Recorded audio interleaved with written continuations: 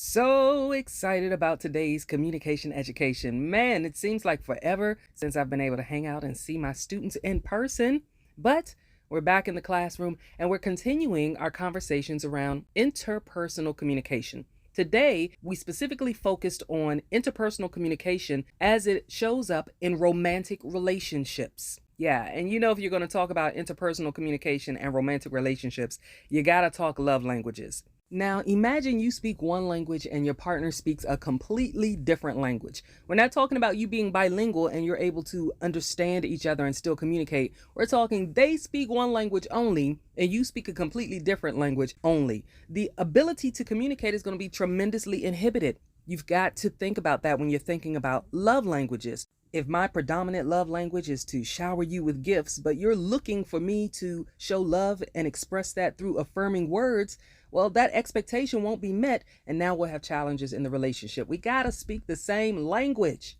My love language isn't hard at all. Just give me some chai, I'm happy, and we're good to go. All right.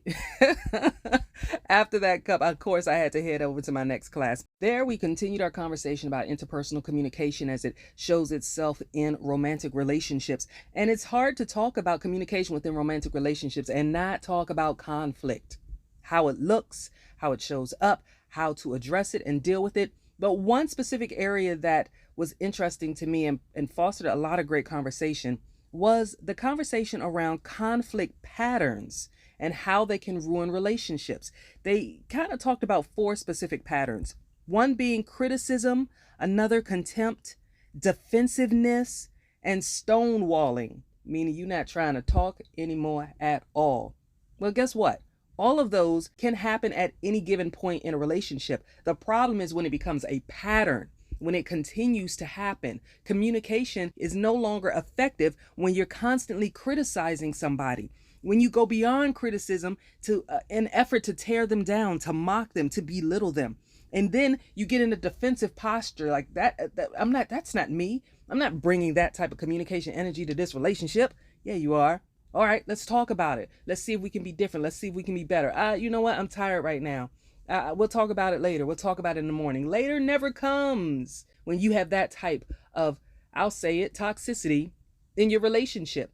They can absolutely ruin your relationship, and ultimately that type of conflict and pattern will create an end to that relationship. So if you want to better your communication skills, try to avoid those types of patterns. When they creep up in your relationship, deal with them quickly, communicate your expectations, and we'll talk about how you can have a win-win situation after conflict in the next video. Hope you had a great day.